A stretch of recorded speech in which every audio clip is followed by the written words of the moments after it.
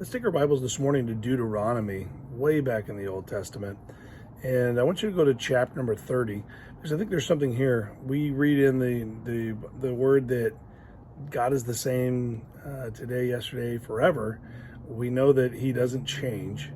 And so he gives us a glimpse way back in Deuteronomy of what he expects from the genuine believer.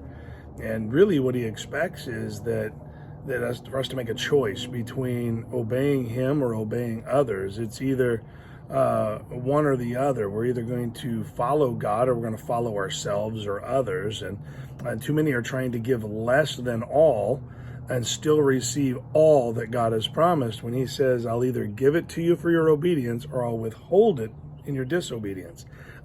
Partial obedience is disobedience.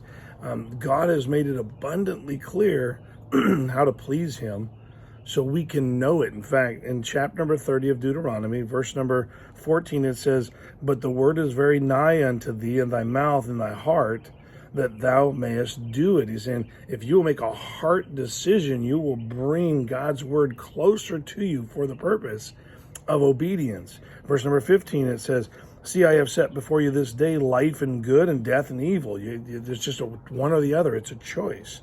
Verse number 16 says, and that I command thee this day to love the Lord thy God, to walk in his ways, and to keep his commandments and his statutes and his judgments, that thou mayest live and multiply, and the Lord thy God shall bless thee in the land whither thou goest to possess it. Okay, so in this day, it is an actual physical land that God has promised to them.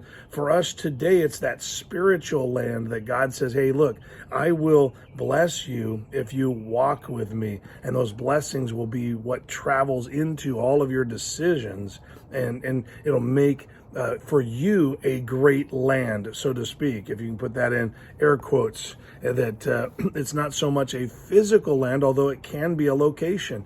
It's not so much a physical land, it's really about the soil of our hearts.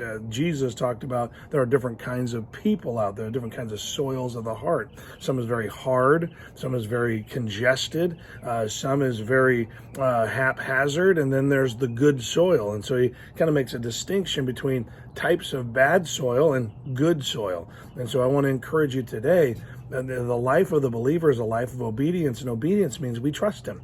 And so I want to encourage you with this. God doesn't change. In the Old Testament, he was still working at the heart level, asking people to trust him and obey him and live out the blessings that he'd given him. He had done that nationally in the Old Testament. In the New Testament, it's very personal. It's very individualized. You don't have to have the whole nation follow the Lord for you to be blessed. You can be blessed even when the rest of the nation isn't blessed. And so right now, I don't know if you realize this, but that's pretty critical, because our nation doesn't seem to be all that blessed. It's kind of creeping out from underneath the cover of the Lord's blessings, but individually, that doesn't need to take place. And so I want to encourage you, God is the same yesterday, today, and forever. And so obey him and he will bless you. Now walk with him and he will walk with you. And I just know that if you'll start your day off that way and you'll point yourself in that direction for the rest of your life, you will see God bless you more and more and more.